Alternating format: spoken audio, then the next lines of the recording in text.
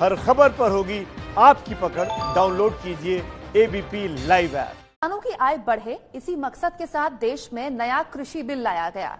लोकसभा में इसे पास भी कर दिया गया, जिसके बाद सत्ता पक्ष और विपक्ष के बीच बयानबाजी तेज हो गई। ऐसे में आज हम आपके सामने लेकर आए हैं बिल से जुड़ी वो तमाम बातें और उसका विश्लेषण, जिसको लेकर दरअसल तनातनी हो रही है। विपक्ष के हर सवाल पर क्या कहा खुद प्रधानमंत्री मोदी ने, ये भी सुनिएगा। किस तरह से इस बिल से पड़ेगा देश के मिडिल क्लास पर असर, हमारी ये रिपोर्ट बताएगी। किसान जो अपनी फसल लेके आते हैं उसके रेट किसान खुद तय करे कि मेरा रेट ये है, मैं इस रेट में बेचूंगा अपना। तो किसान ना कभी आत्महत्या करेगा, ना कभी भूखा मरेगा, ना उसकी फैमिली परेशान होगी। सरकार तो कह तो देती है, वादा तो कर देती है, लेकिन उसको पूरा नहीं कर पाते। सरकार जो बिल लेकर आई है उससे किसानों को ये फायदा जरूर मिलेगा कि वो अपनी फसल अपनी कीमत पर बेच सकें। ऐसे में कई सवाल सीधे हैं, सरकार के इस बिल में क्या है? अब नए प्रावधान लागू होने के कारण किसान अपनी फसल वो देश के किसी भी बाजार में अपनी मनचाही कीमत पर बेच सकेगा। बिल को लेकर सरकार के दिल में क्या है? मैं समझती हूँ कि ये पंजाब के लोगों को ये बिल उनके लिए ठीक वो नहीं समझे। हमने बहुत कोशिश करी पिछले 2-2.5 महीनों में उनसे बातचीत करके, केंद्र से उनकी बातचीत, मंत्री जी की बात करा के, लेकिन उनको कन्विंस हम नहीं कर सके। आखिर इस पूरे बवाल के पीछे क्या है? राज्य का जो एपीएमसी एक्ट है उसको यह विधेयक बिल्कुल भी अतिक्रमित नहीं करता है। और सबसे बड़ा सवाल, इस पूरे बवाल का जवाब क्या है? अब ये लोग राजनीति कर रहे हैं। एग्रीकल्चर मार्केट के प्रावधानों में बदलाव का विरोध कर रहे हैं। उसी बदलाव की बात इन लोगों ने अपने घोषणा पत्र में भी लिखी थी, लेकिन अब जब एनडीए सरकार ने यह बदलाव कर दिया है तो ये लोग इसका विरोध करने पर, झूठ फैलाने पर, भ्रम फैलाने पर उतर आए हैं। प्रधानमंत्री कांग्रेस की जिस 7 साल पुरानी घोषणा का जिक्र कर रहे हैं, अब हम आपको वो दिखाते हैं। अभी एपीएमसी के एक्ट में स्टेट्स के अंदर जो लिस्ट है उसके अंदर फ्रूट्स और वेजिटेबल्स भी शामिल हैं, तो इसलिए बगैर लाइसेंस के और बगैर आढ़तियों के और बगैर एपीएमसी मार्केट्स के उसको बाहर नहीं बेचा जा सकता।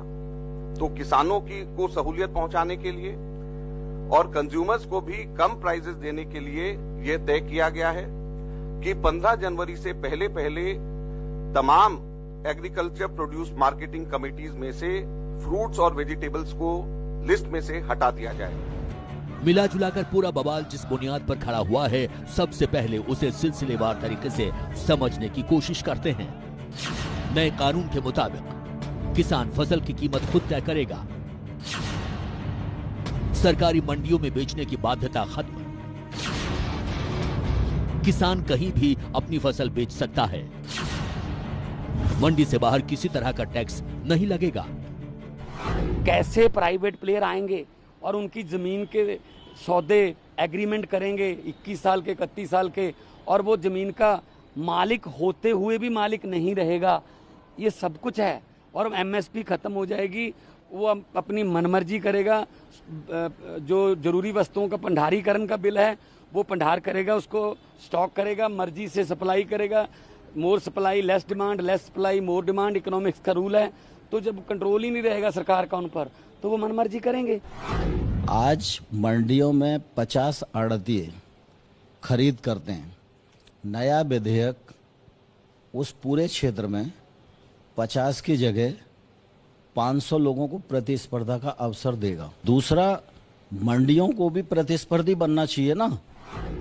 किसान और ग्राहक के बीच जो बिचौलिए होते हैं, जो किसानों की कमाई का बड़ा हिस्सा खुद ले लेते हैं, उनसे बचाने के लिए विधेयक लाए जाने बहुत आवश्यक थे। इसके साथ ही ये भी जान लेना जरूरी है कि नए बिल में किसानों के लिए नए प्रावधान क्या क्या हैं।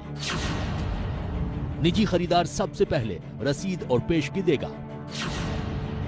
3 दिन के भीतर खरीदार पूरा भुगतान करेगा। किसान अपने माल को ऑनलाइन भी बेच सकेगा। एक देश एक बाजार बनाने की ओर कदम। पेमेंट 3 दिन में, बाद में लड़ाई कौन लड़ेगा? एसडीएम या डिप्टी कमिश्नर जो है वो पूंजीपतियों के साथ लड़ाई कर सकेगा? तो ये बिल्कुल ही किसान को निहत्था बनाने के लिए, सिर्फ खेती एक सेक्टर था जो जीडीपी में जो इस बार पॉजिटिव आया था, बाकी सारे नेगेटिव हैं, उसको भी छीनकर पूंजीपतियों के हाथ में दिया जा रहा है। आजादी के बाद किसानों को किसानी में एक नई आजादी देने का काम हुआ है। लेकिन इस बिल को लेकर विपक्ष की आशंकाएं क्या क्या हैं, जरा उस पर भी गौर कर लें। निजी कंपनियों की मनमानी बढ़ेगी, कॉन्ट्रैक्ट फार्मिंग से निजीकरण बढ़ेगा, किसानों की जमीन कंपनियों के हाथ, छोटे किसानों को पहुंचेगा नुकसान। पहले मंडी सरकार की है, वहां टैक्स लगता है, वो वैसी रहेंगी। कौन आस्ते आस्ते क्या होगा कि जो कॉर्पोरेट है ये किसानों को कब्जा कर लेंगे। गरीब किसान है, क्या कोई गरीब आदमी अंबानी अडानी से एक लड़ाई लड़ सकता है? सुखबीर बादल जी इस्तीफा क्यों नहीं देते? वो एनडीए से, बीजेपी से समर्थन वापस क्यों नहीं लेते? आज भी भाजपा की गोद में क्यों बैठे हैं जो किसान के खेत और खलिहान को खत्म कर रहे हैं? क्या इस बात का जवाब देगा अकाली दल बादल? जो खेती है ये संविधान में भी ये स्टेट सब्जेक्ट है। हेल्थ, एजुकेशन एंड एग्रीकल्चर तीनों छीन लिए। ये फेडरलिज्म के लिए, संघीय ढांचे के लिए बहुत खतरनाक है। ये राज्यों को भिखारी बना रहे हैं और सारी पबरें छीन रहे हैं, सारी ताकतें छीन रहे हैं राज्यों से। तो राज्य क्या करेंगे? फिलहाल इस बिल का खुलकर विरोध करने वाले सिर्फ 3 राज्य हैं, हरियाणा, पंजाब और तेलंगाना। जबकि महाराष्ट्र की किसान यूनियन ने बिल का समर्थन किया है, मगर शिवसेना विरोध करने के मूड में है। लेकिन उसका पक्ष बिल के मेरिट डिमेरिट पर ज्यादा न होकर राजनीति पर ज्यादा दिखाई देता है। अगर अकाली दल के हमारे जो साथी है पुराने, आज भी हमारे उनके रिश्ते बहुत अच्छे हैं, एक दूसरे का बहुत आदर करते हैं। उनसे भी डायलॉग नहीं है, हमसे भी नहीं था। ये बहुत बड़ी समस्या है एनडीए में। अब सवाल ये है कि देश के मध्य वर्ग के हिसाब से इस बिल के क्या मायने हैं? अभी जो है किसान के खेत से कंज्यूमर तक जाते जाते करीब करीब 5 या 6 लोग बीच में होते हैं, जिनको हम मिडिलमैन कहें। और स्टडीज जो हुई हैं उन्होंने ये दर्शाया है कि जो फार्मर बेचता है और उस मूल्य को जो कंज्यूमर देता है उसका 23%, 25% ही किसान को मिलता है। जैसा कि सरकार दावा कर रही है कि नए कानून से किसान की आय बढ़ेगी, तो इससे देश की अर्थव्यवस्था पर क्या फर्क पड़ेगा, जिसकी ज्यादा जिम्मेदारी फिलहाल देश के मध्य वर्ग पर है। तो जब फार्मर की इनकम बढ़ेगी वही उपभोक्ता है, जब उसकी इनकम बढ़ेगी तो उपभोक्ता ज्यादा चीज खरीदता है, बिजनेस ज्यादा बढ़ता है। दूसरी चीज, जो ये जो कॉन्ट्रैक्ट है, एग्रीमेंट है, जिसको हम कॉन्ट्रैक्ट फार्मिंग कहते हैं, इससे एक मुझे लगता है कि जो विविधीकरण हम खेती में करने की बात कर रहे थे, कॉमर्शलाइजेशन ऑफ एग्रीकल्चर की बात कर रहे थे, एग्री बिजनेस की बात कर रहे थे, जो हो नहीं पा रहा था क्योंकि हमारे 85% किसान छोटे हैं या लघु हैं या मझले हैं, और बहुत से किसान तो ऐसे हैं जिनका 1 बीघे 2 बीघे है। 2.5-3% से लेकर के 8.5% तक सस्ता मिलने की गुंजाइश होगी अगर वो सरकारी दाम भी देता है। तो ऐसे में जाहिर सी बात है कि उपभोक्ताओं के लिए ये कीमतें गिर सकती है, उनको फायदा हो सकता है। हालांकि एबीपी न्यूज ने इसी साल 25 जुलाई को ही अपने खास कार्यक्रम परिवर्तन में इस मुद्दे को विस्तार से दिखा रखा है। आइए देखते हैं इसकी एक झलक। देश में कृषि और किसानों का क्या मौजूदा हाल है, कैसे किया जा सकता है इसमें परिवर्तन, इसे ध्यान में रखते हुए सरकार ने हाल में किसानों को मंडी के शिकंजे से बाहर निकालने का कानून बनाया। सिस्टम कह रहा है उसको हटाइए मिडिलमैन को, आप डायरेक्टली जाइए वहां पर जो कंपनी उपलब्ध है। पहला सवाल मैंने आपसे क्या किया कि क्या ये कंपनी खुद ना मिडिलमैन बन जाए। दूसरा है कि क्या किसान अब हिचकिचाएगा नहीं, उसको ये कैसे गारंटी होगी कि अगर वो सिंह साहब के पास आया है तो उसको पहले वाली कीमत से बेहतर कीमत मिलेगी। इसीलिए मैंने कहा कि किसान को संगठित होकर के और अपने खुद के संगठन खड़े करने हैं, ऑर्गेनाइजेशन खड़े करने हैं।